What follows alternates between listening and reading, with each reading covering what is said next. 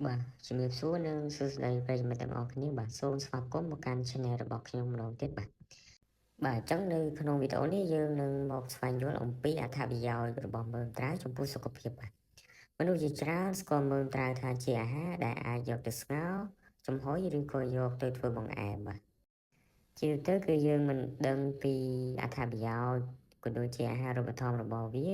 ចំពោះសុខភាពនៅឡើយទេបាទអញ្ចឹងនៅក្នុងវីដេអូនេះពួកយើងនឹងស្វែងយល់ទាំងអស់គ្នាបាទកុំភ្លេចស្ដាប់ឲ្យដល់ចប់បាទអត្ថប្រយោជន៍ទី1បាទគឺវាផ្ដល់ថាមពលដល់រាងកាយណាផ្ដល់ថាមពលដល់រាងកាយបាទមើមត្រាវគឺសម្បូរទៅដោយកាបូននីដ្រាតបាទដែលជាប្រភពថាមពលសំខាន់សម្រាប់រាងកាយបាទការទទួលទានមើមត្រាវនៅក្នុងបរិមាណសមរម្យណាវាអាចជួយឲ្យរាងកាយមានកម្លាំងសម្រាប់ការងារការសិក្សានិងសកម្មភាពប្រចាំថ្ងៃរបស់យើងផងដែរបាទទី2គឺជួយដល់ប្រព័ន្ធរំលាយអាហារណានៅក្នុងមើមត្រាវគឺសម្បូរទៅដោយជាតិសរសៃបាទដែលយើងហៅថា fiber បាទ fiber គឺអាចជួយឲ្យដំណើរការរំលាយអាហារប្រព្រឹត្តទៅបានល្អបាទកាត់បន្ថយការទល់លាមកហើយនឹងរក្សាសុខភាពពោះវៀនតូចពោះវៀនធំរបស់យើងផងដែរបាទទី3គឺជួយគ្រប់គ្រងកម្រិតជាតិស្ករនៅក្នុងឈាមបាទជាតិសរសៃនៅក្នុងមើមត្រាវគឺអាចជួយការស្រូបយកជាតិស្ករនៅក្នុងឈាមបាទប្រព្រឹត្តទៅមានភាពយឺតជាងមុនបាទវាអាចជួយគ្រប់គ្រងកម្រិតជាតិស្ករនៅក្នុងឈាមបានល្អបាទប្រសិនបើលោកអ្នកទទួលទាននៅក្នុងបរិមាណសមរម្យបាទហើយមិនបន្ថែមនៅស្ករបាទអត្ថប្រយោជន៍ទី4បាទល្អសម្រាប់បេះដូងបាទ fiber ហើយនិងសារធាតុប៉ូតាស្យូមដែលមាននៅក្នុងមើមត្រាវបាទគឺអាចជួយទ្រទ្រង់សុខភាពបេះដូងបាទប៉ូតាស្យូមគឺជួយរក្សាតុល្យភាពជាតិទឹកបាទហើយនឹងជួយគ្រប់គ្រងសម្ពាធឈាមដំណើរការមេតាបូលីសនៅក្នុងរាងកាយរបស់យើងគឺអាស្រ័យទៅបានដោយសារតែមានសារធាតុប៉ូតាស្យូមនេះឯងបាទគឺវាជួយគ្រប់គ្រងជួយដល់សុខភាពបេះដូងរបស់យើងឲ្យដំណើរការបានល្អបងបាទអត្ថប្រយោជន៍ទី5គឺជួយពង្រឹងប្រព័ន្ធភាពស៊ាំរាងកាយណានៅក្នុងមើមត្រាវគឺសម្បូរវីតាមីន C បាទហើយនឹងសារធាតុប្រឆាំងទៅនឹងអុកស៊ីតកម្មមួយចំនួនផងដែរបាទ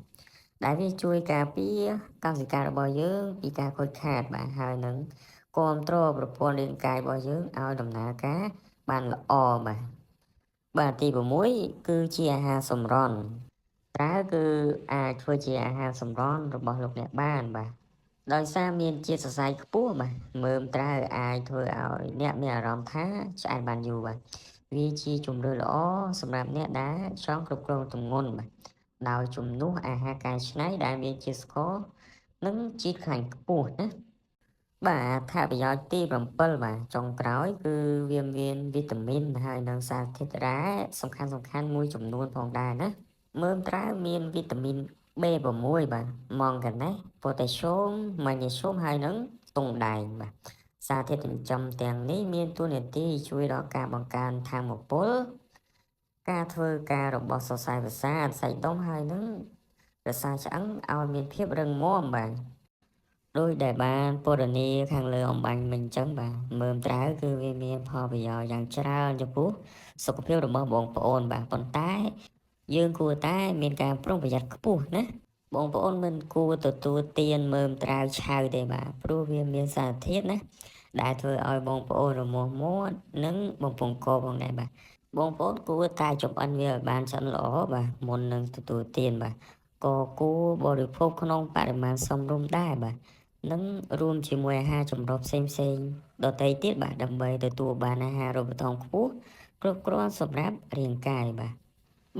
សរុបសេចក្តីមកវិញបាទមើមត្រាវគឺជាអាហារដែលមានអត្ថប្រយោជន៍យ៉ាងច្រើនចំពោះសុខភាពរបស់បងប្អូនណាដូចជាផ្ដល់ថាមពលជួយដល់ដំណើរការរំលាយអាហារល្អសម្រាប់បេះដូងជួយរក្សាទម្ងន់គ្រប់គ្រងជាតិស្ករនៅក្នុងឈាមហើយពង្រឹងភាពស៊ាំរាងកាយបាទហើយ